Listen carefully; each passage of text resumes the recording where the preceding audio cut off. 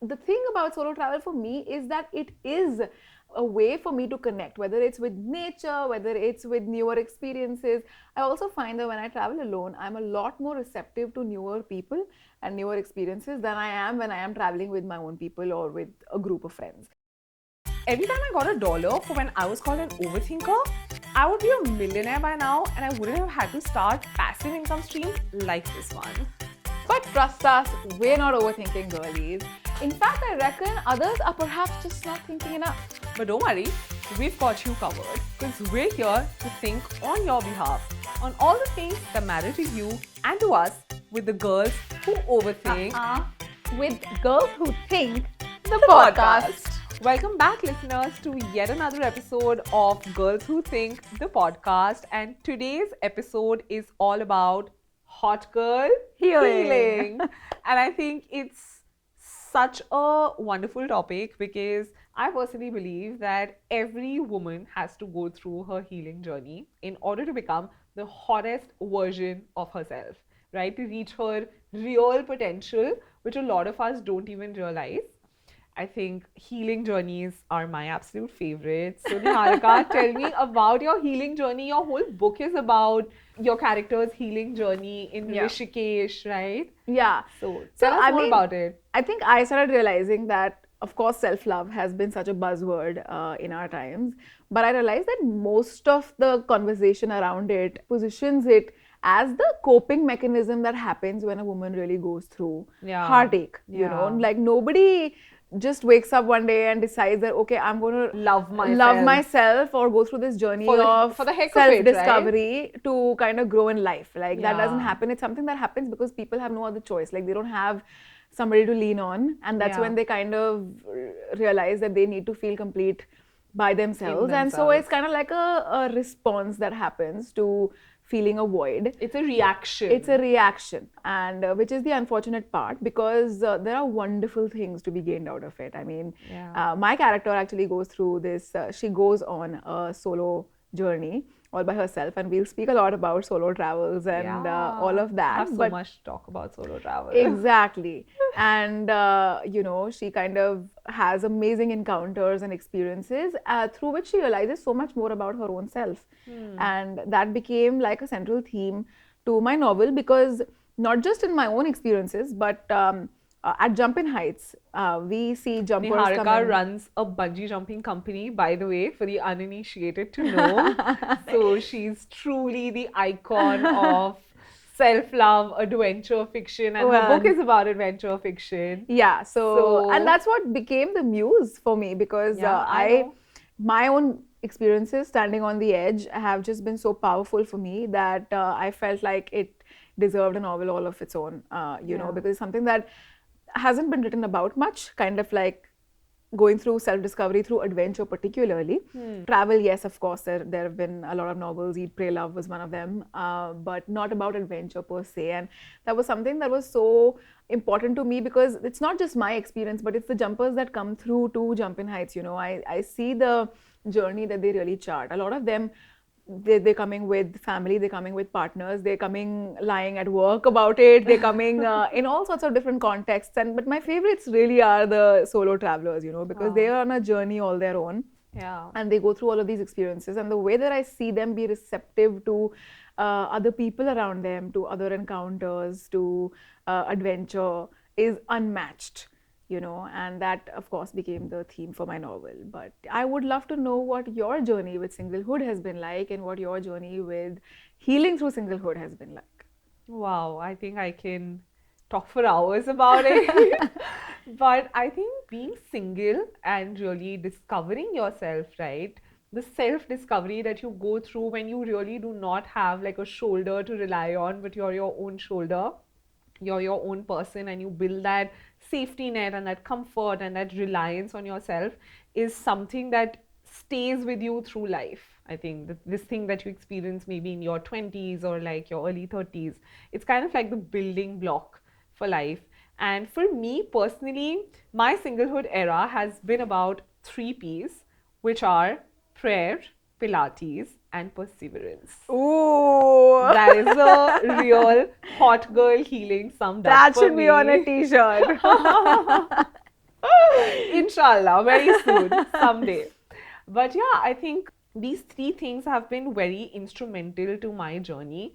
Whenever I've been in periods, in these long periods of being single, of relying on myself and not having that kind of support system around me, of a man, of a masculine container, or even not having, say, a lot of family around, I have relied on these three things that have helped me build a sense of self worth, safety, and just feeling good about myself. Prayer, because I think your relationship with God is kind of like the mirror to all your relationships in life. I am a spiritual person and I really believe in a higher power. And I think prayer has helped me get through so many lows of my life. And I think all that my life is today, anything that I've achieved or not achieved, is a result of me speaking to the divine in a way that's helped me go through it and then manifest everything that I have in my life today. Then there is Pilates, which is my favorite workout ever. I think it just makes you like the hot girl who is healed and whole.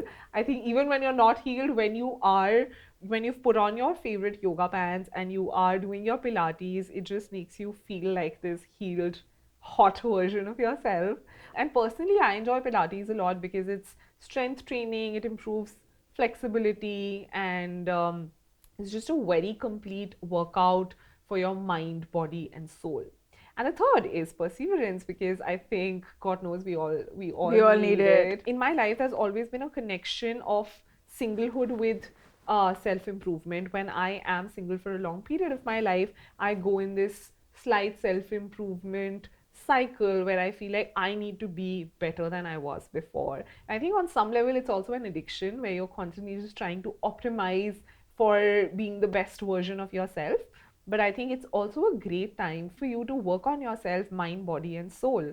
So I think self improvement and singlehood is just been the theme for a better part of my 20s. Now not anymore, I guess. Yeah, the tide has changed.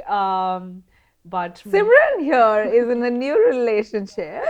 I am. It's very, very love that new. for you. Thank you. It's very, very new. But I think it's also kind of, it was about time. I think I have had the opportunity to do the work, identify my triggers, identify my toxic cycles and patterns in a relationship. And only when I was able to kind of reverse those cycles, when I went to therapy, I journaled a whole bunch and I kind of worked on those patterns, was I able to kind of manifest a relationship which in my opinion is healthy, at least for now.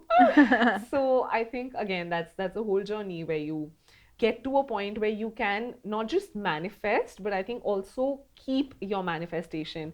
I think that's something that happens to a lot of people, that you're able to manifest something, but you're still not that version that is able to hold the manifestation that you've prayed for, that you've asked for. Yeah, because you put it on such a pedestal that you think like it's something that's too great to be had. Yeah. And so if you get it, that as it is a stroke of luck. And that I feel like takes the manifestation out pretty quickly also for a lot of people. And I think manifestation of any sort or achieving anything of any sort in your life and something substantial definitely needs you to really work on yourself and change as a person and become the version of you who can hold those things, right? In order to be in a healthy relationship, I need to have emotional stability. I need to know my triggers. I need to know how to react in stressful situations.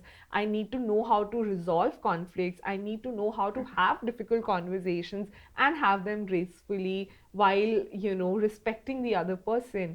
And I think all of these skills, the relationship skills, they're not taught anywhere, and these are something you go through and you fail and then you get back up again and then you learn and then you fail some more until you're finally able to keep going. Yeah, but it's also one of those things that you don't learn till you are in it. Yeah. So the first few times there is no manual, right? Like you only learn these things when you're actually in it with somebody that you want to make it work with. And that's when, let's say, it's about, not communicating properly or kind of your toxic traits surfacing. You're only going to realize that when you're in a partnership with somebody and you're really going through all of those experiences together. And so the first few times, you're most likely going to be either awkward about it or really terrible at it, you know.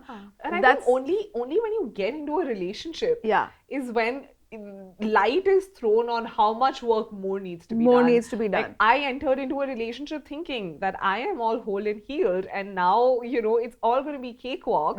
But only when I entered that relationship and after a few weeks and months did I realize that, okay, I still get triggered. This still bothers me. I thought this thing wouldn't bother me, but it still does. And, you know, it's all about how you find your way around it, how you communicate. And I think it really comes down to your relationship with your partner also, about how you're able to resolve conflicts and difficult situations together, because ultimately that's life, that's long-term partnership, being able to go through a lot of lows and difficult things together. So exactly, and which is why I kind of almost find it strange when this conversation is stretched to the extreme, where people think that they need to reach a point where they almost have a halo, where they are completely whole and perfect, and then they get the relationship. I feel like that's never going to happen, right? Like, I mean, I will always have certain things that trigger me. I will always have things that I dislike, and I will never be in a state of complete acceptance where I will then kind of be deserving of a relationship. Like, relationships for anybody, they're going to find you at a time where you are going to be imperfect as well. And I think relationships in general are messy. Yeah. Human behavior and humanness is messy in itself. Yeah, the fact is that you're never going to be a whole, completely healed person, right? You're going to attract a relationship at some imperfect point in your life. Exactly. And I think healing by its nature is a continuous, unending process. You'll never be completely healed, like you correctly said. And I am guilty of falling into these traps of self-improvement, where I feel like I am going to heal myself completely, and only when I'm the most perfect version of myself will I step into a relationship. But with experience and with age, I have learned that that's bull crap. I can never be perfect. The experience of being human is, by its nature, a very messy experience, and so are relationships, right? Being human is messy, relationships are messy, healing is never complete. So why are we putting all this pressure on ourselves? And I think a big part of healing is just making peace with this and realizing that it's never like a straight line. It will have its ups and downs, it will have its curves and valleys, and you got to just embrace it, right? Yeah, and also, what would be the beauty left in it, right? Like, if I'm my most amazing self and I know that I'm giving you an amazing experience of me, and therefore you love me, what's the beauty in that love? I know, right? Because I know why you love me. There's no beauty left to it then. It is precisely because you love me for my imperfections, or for the days that I'm really tough to deal with, that make that a relationship, you know. And I think we all deserve to be loved through this glorious hot mess, right? Not when we're completely healed and we're perfect. That's not really love. I think love is to be loved and accepted while you're at your worst. But I also feel like the whole experience of being single and discovering yourself through solo trips and travel is just such a dynamic and interesting time in one's life. I remember going on solo trips just to like discover myself, and the whole romanticization of solo travel that's been going on in pop culture. But personally, I've been on both spectrums, where I've been fascinated by the idea of it, and I've done solo trips just to like discover myself, meet new people, and like be alone with my thoughts and think like some kind of, you know, revelation is going to happen in that moment when I'm overlooking the sea on my solo trip. But I also feel like on some level, traveling solo is great because it makes you so tough. I think I've gotten so much confidence from being able to travel by myself, because now I know that if I can make it on the streets of a brand new city or a brand new country where I don't know anybody, I feel like I can make it through anything. I think it gives you so much self-confidence. But on the other side, I think after traveling solo a bunch, some travel within the country, some outside the country, I've also come to the conclusion that I do not want to travel solo anymore. I love company. I mean, I don't love company, honestly. I love being by myself. Also, I love my own company, which is why singlehood hood in itself has been a very rewarding experience for me. I do not enjoy human beings. That is the truth. Which is why I think I do not enjoy human beings. I do not enjoy human beings. I enjoy my own company, which is why if I enjoy someone's company, I feel it's really special. You have to feel better than my solitude for me to have you in my life. Well said. Yeah, which is why I did solo trips, but I think now I'm at a point where I have realized the value of company and connection, because inherently as humans we've always thrived in community. We're hardwired for connection, while we've started romanticizing the whole solo travel and being by yourself culture, which is great.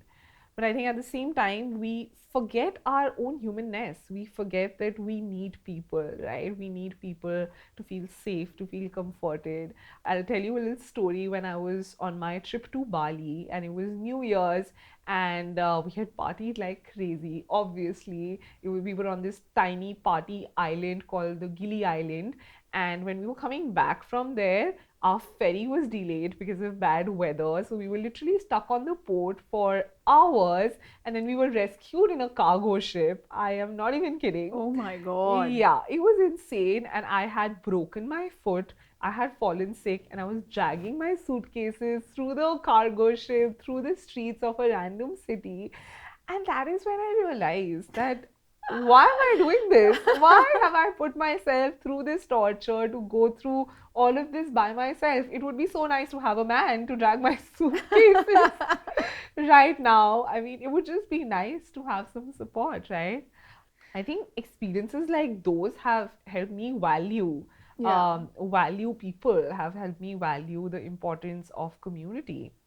Yeah, but here's where I differ from you. I mean, as somebody who's traveled extensively alone all through my 20s and in my 30s, I feel like I definitely agree that traveling with the right company is always a better experience than traveling alone. Like you said, people are hardwired for connection. But having said that, for me, a solo travel is not about my solitude necessarily. I mean, I can tolerate my own company. There's nothing to necessarily overly enjoy about it. I live with me. I know me. I got me. But the thing about solo travel for me is that it is a way for me to connect, whether it's with nature, whether it's with newer experiences. I also find that when I travel alone, I'm a lot more receptive to newer people and newer experiences than I am when I am traveling with my own people or with a group of friends. I don't know what it is. Maybe you look like you're alone and therefore people approach you more, or I don't know what it is, but I think it's also the vibes that you give. It's the vibe that you give, right? I think you're more approachable. You're more approachable for sure. I think I also would be intimidated to go up and speak to somebody who was in a group, because I wouldn't want to break the momentum of what they have going, and so I can assume that that's what it is. But I definitely find that I end up making... In general, one-on-one situations are easier. When it's a group, it's like there's a larger risk of embarrassing yourself in front of an audience. Yeah, it's an intimidating one thing person, for sure. It's intimate, right? Yeah. Like, even if you're rejected, quote unquote, it's just that one person, right? You don't have an audience to witness it. Yeah. So solo travel is not devoid of connection for me in that sense. It's another way of finding newer connections. That's such a new perspective. Yeah, but having said that, in my book, I had actually written this line. It's like a lot of people kind of take up solo travel to connect with themselves, and while that's great, you should be able to do it so that it gives you that sense of self-confidence and self-reliance. That's also extremely important. But if you feel the need to go away to connect with yourself, then that's also a problem, because that means that you're not being able to connect with yourself in a crowd or amongst people. It's like getting sick from the sun. I mean, if that's going to be the case, you're going to be sick a lot, because you're going to be with people a lot more than you're giving me very vampire energy. Yeah. Getting sick from the sun. Am I a vampire? I hate going out in the sun. I do solo travel to connect with myself, not with other people. But no, that's a very refreshing take, and I think that's true. A lot of people kind of travel by themselves to run away from their lives, to as run an away escapist from people and just try and connect with themselves, not with other people. Yeah. That's a very interesting take. And I would love to hear from our listeners what their experience of healing and solo travel and finding themselves, self-discovery has been like. So write to us comment below, tell us your experiences. We're here to think, overthink, and spill a lot of tea. Until then, keep listening. We'll be back with another episode of Girls Who Think, the podcast.